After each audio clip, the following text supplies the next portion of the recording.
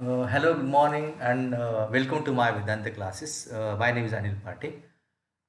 Today we have bring some one of important topic classroom small talk. म्हणजे क्लासरूममध्ये आपण कोणकोणत्या sentences किंवा phrases वापरले जातात. म्हणजे क्लासरूममध्ये नंतर क्लासरूम चालू असताना, नंतर क्लास संपल्यानंतर क्लासच्या होमवर्कसाठी अशा पद्धतीचे काही स्मॉल स्मॉल टॉक्स म्हणजे स्मॉल स्मॉल टॉपिक मी निवडले. तर will go directly with the topic. आपण पहिला निवडलं एन्करेजमेंट म्हणजे प्रोत्साहन. आपण टीचर आपल्याला प्रोत्साहनासाठी युजली विच आर फ्रेजेस ते युजली वापरले जातात. So you can just give attention and whenever it is possible you just memorise. So will just go directly. these are 13 phrases. Encouragement, आणि definitely I told you earlier it is already given in Marathi, so you'll have no problem in translating. So encouragement, 13 sentences. That's interesting. That really is very kind of you. Don't worry about it. Don't worry, I am sure you will do better next time. I am really impressed. I knew you could do it. Have a go. Have another try. Practice makes perfect. Good, excellent, well done. That's great. That much better. You are really improving. Your marks will better if you practice more. Stop making excuses. Don't pretend you can't speak English. I know you can. Your marks are getting better all the time. So these are the sentences for encouragement आपण use करतो. So we'll go next topic. That is giving feedback to student म्हणजे विद्यार्थ्यांना अभिप्राय देणं. त्याच्यामध्ये आपण nine वाक्य वापरलेली आहेत. Unfortunately not. I am afraid that's not quite right. Not quite right. Try again. Good try but not quite right. You can't say that I am afraid. You can't use that word here. Have another try. Not exactly. Not really. So ह्या feedback विद्यार्थ्यांना feedback देण्यासाठी आपण suppose if you teacher जेव्हा आपल्याला if they something आस आणि जेव्हा आपण त्याचं उत्तर देतो तेव्हा युजली टीचर आपल्याला अशा पद्धतीचं फीडबॅक देतात. म्हणजे दुर्दैवाने नाही, किंवा मला खेद वाटतो ते बरोबर नाही, किंवा आपला चांगला प्रयत्न केला पण अजूनही त्यामध्ये सुधारणा करू शकतो, किंवा तंतोतंत नाही तर नक्की नाही, अशा पद्धतीचं आपण आपल्याला फीडबॅक शिक्षकांकडून मिळतो. नंतर आहे मिसलेनियस म्हणजे विविध वाक्य म्हणजे अदर दॅन मेन टॉपिक्ससुद्धा काही वापरले जातात सेंटेन्स. त्याच्यामध्ये आहे I will be back in a moment. Carry on with the exercise while I am away. I have got to go next door for a moment. I am afraid I can't speak any louder. I I seems to be losing my voice. I have a headache. Do you mind if I sit down. I have a sore throat. म्हणजे ह्या पद्धतीचे communication आपण class चालू असताना other than टॉपिकमधून हे usually use करतो. नंतर आपण तिसरं टॉपिक घेतलं आहे की the end of the sessions time to stop. म्हणजे एखादा सेशन चालूनंतर आपण एंड ऑफ द सेशनमध्ये कुठल्या फ्रेजेसचा वापर करूया किंवा वापर करतो. We have use 18 phrases. म्हणजे जेव्हा आपण सेशनचा एंड होतो तेव्हा आपण कोणत्या युजली सेंटेन्स वापरलं होतं. So let stop now.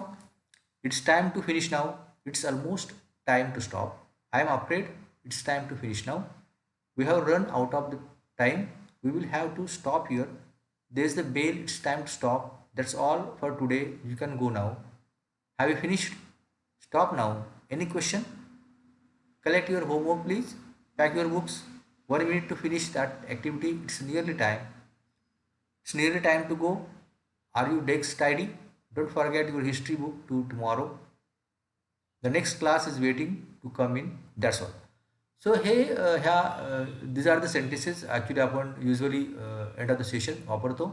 So you can use these are the certain sentences तुम्ही ते मेमोराईज करा. म्हणजे आपण अशा पद्धतीने कशा क्लासमध्ये कोणकोणते फ्रेजेस वापरले जातात ते आपल्याला लक्षात राहील. नंतर आपण नेक्स्ट टॉपिकमध्ये जाऊया. It is a homework. म्हणजे जेव्हा क्लास संपल्यानंतर आपल्याला होमवर्क दिलं जातं त्यासाठी विचार the sentences which are related to homework, जे घरचा सराव किंवा अभ्यास आपण त्याला बोलतो. 10 पेजेस आपण निवडल्यात. We have choose certain pages, म्हणजे आपण there are lot of pages but we have choose only 10. So remember your homework, take a worksheet as you leave. What do you have to do before the next lesson 4? This is your homework for tonight. Finish this exercise.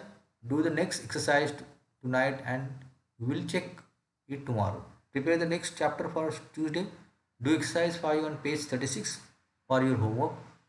There is no homework today. There is no homework night.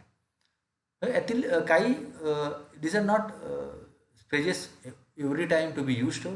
काही ठराविक subject आपण ठराविक phrases आपण त्या दिवशी वापरले जातात. It is a not so आपल्याला 10ही सेंटेन्स काही प्रत्येक दिवशी वापरले जातात असं नाही. So you have to memorize it wherever it is required. किंवा तुम्ही जर ते इफ यू कॅन ते आपण जर तुम्ही अभ्यास प्रॅक्टिस केलं तर that's better.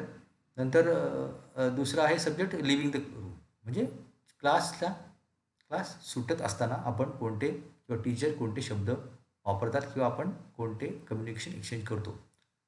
From a key and wait for the bell. Get into a queue. Get into queue. Be quiet as you leave. Other classes are still working.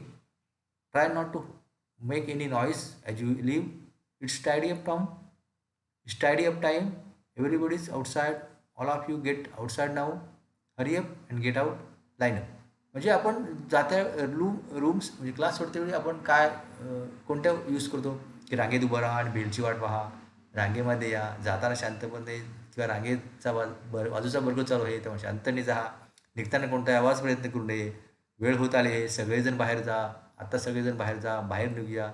बाहेर घाईने निघूया रांगेत. किंवा अशा पद्धतीचं आपण युजली फ्रेजेस यूज करू शकतो.